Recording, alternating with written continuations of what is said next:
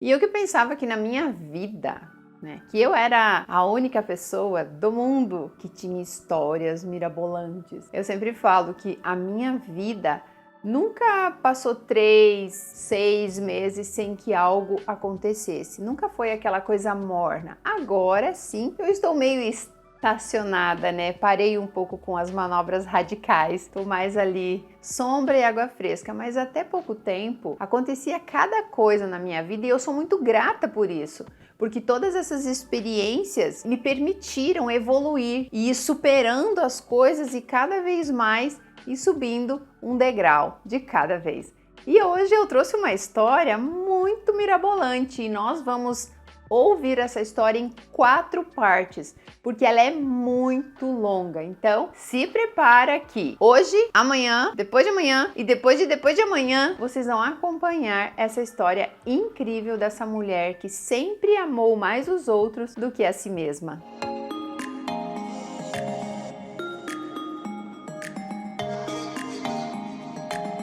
Bom dia, Sil! Como eu já te falei, tenho muitas histórias antes do Metamorfose e de depois do Metamorfose. Esqueci de falar que a Dai é minha aluna. Não vou contar da fase da adolescência, não tive muitos amores que me machucaram, acho que nenhum, apenas paixões de adolescentes. Mas preciso contar a minha fase sem amor próprio, porque antes eu tinha muitos fãs, mesmo eu me achando não muito interessante, onde eu dispensava quem não me agradava. Mas com certeza era dispensada também. Vou colocar o meu óculos aqui porque acho que eu vou conseguir ler melhor. Esse dia alguém disse que eu sou uma péssima leitora, que eu leio igual criança na 2ª série. Uau! Aquilo me impactou profundamente. Corri fazer um curso de oratória. Brincadeira, gente. Tudo começou quando conheci pela internet, não me recordo onde, meu ex.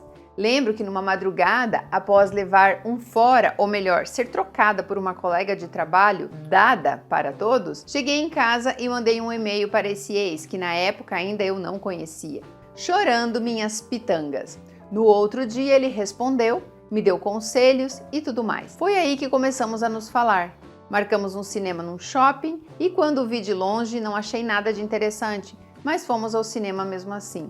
Fomos para um barzinho depois, me levou para casa, trocamos uns beijos e tchau. Foi aí que começou a nossa história. No começo até que foi bom. Eu era 9 anos mais velha que ele. Quando penso que fiz isso, que horror, nunca gostei de cara novo.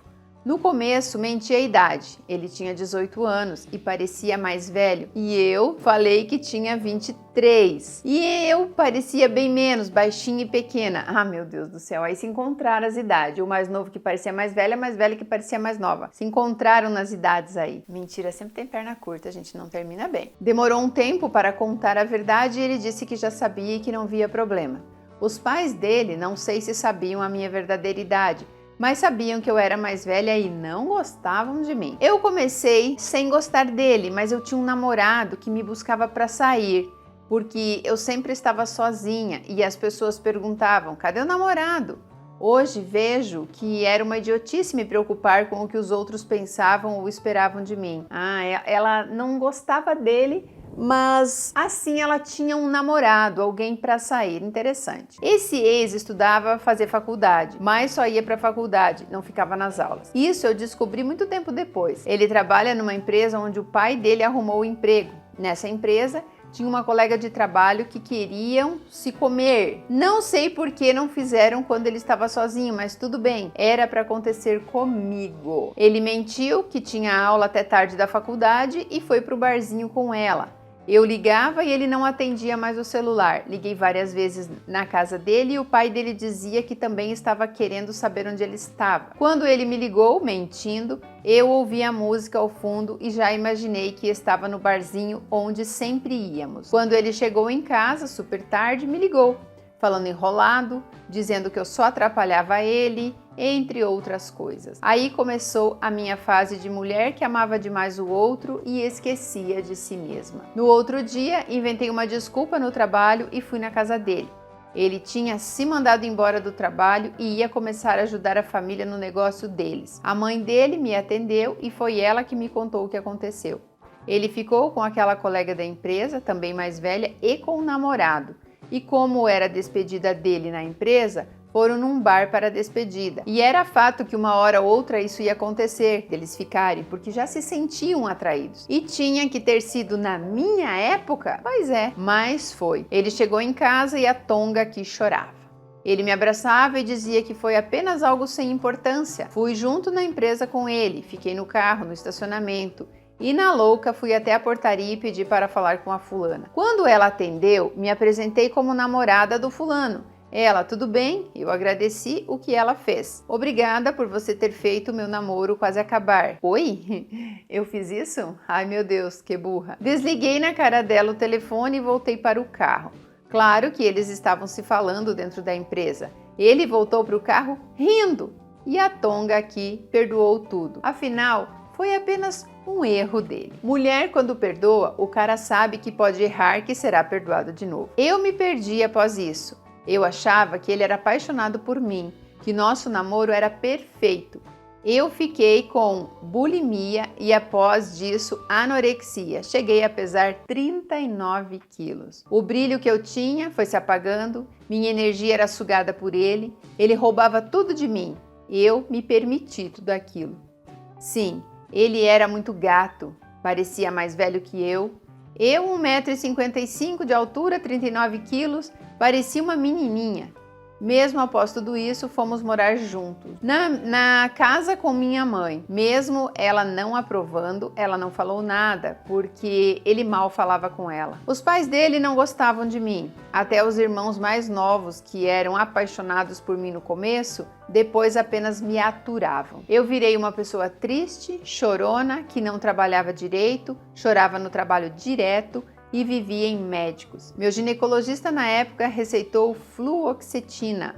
Me ajudou a lidar com a minha depressão, mas não me curava da falta de amor próprio. Não me recordo muito bem da nossa rotina nessa época morando juntos na minha mãe.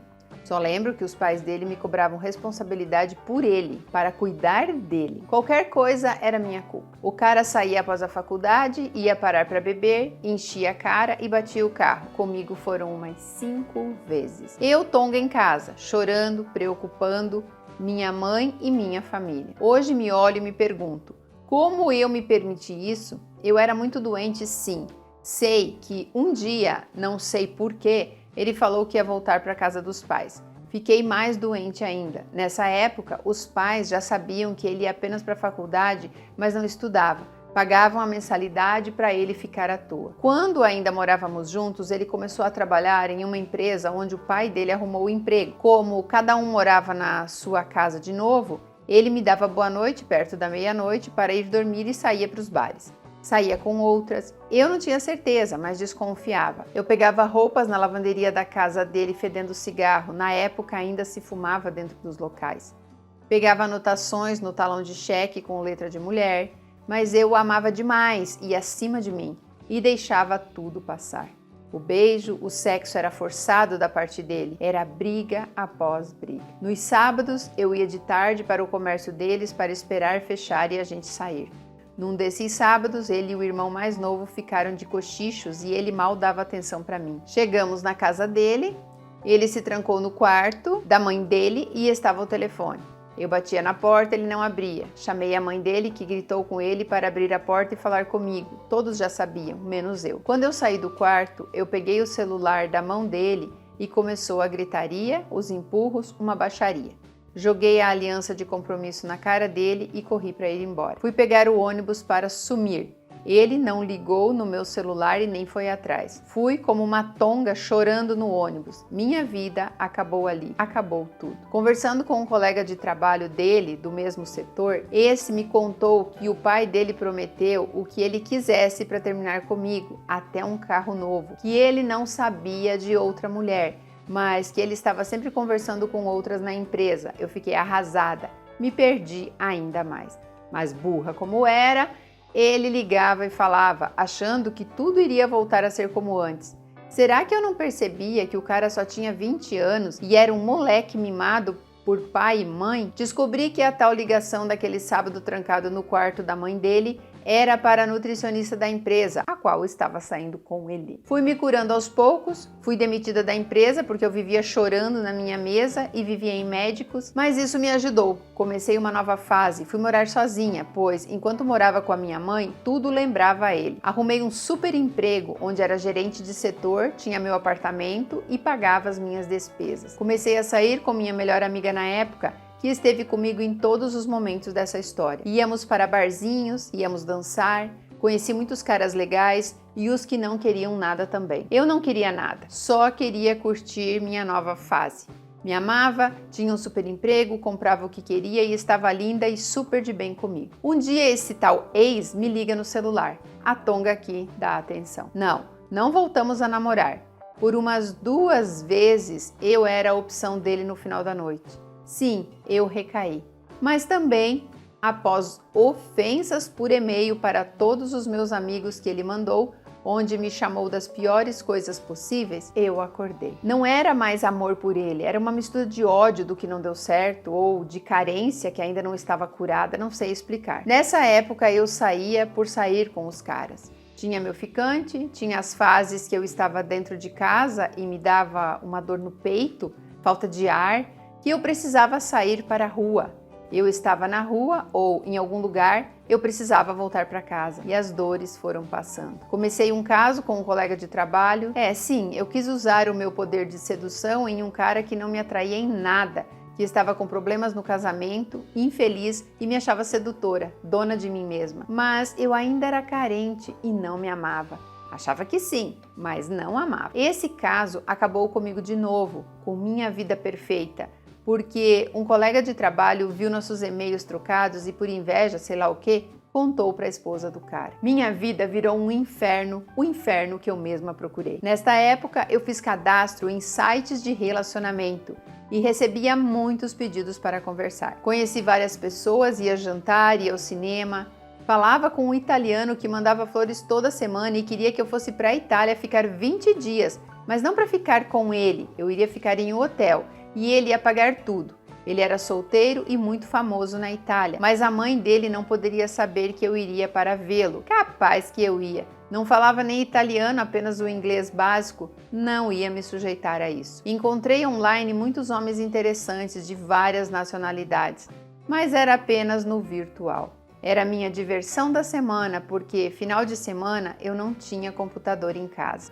O cara casado da empresa saiu de casa, a mulher mandou ele embora. Mas tinha um filho pequeno de uns 7 anos na época, então ele sempre estava com o filho e com ela. Um dia ela me ligou perguntando o porquê de eu ter feito o que fiz. Respondi que nem eu sabia, que eu não gostava dele. Lembro que ele voltou para casa e eles iam tentar o casamento de novo. Nessa época eu conheci no site o português, sim, um gato. Trocamos e-mails e nos falamos todo dia pelo MSN, que tinha na época. Me fez muito bem, eu tinha esquecido de vez o ex-novinho. Não queria mais caso com o colega de trabalho casado.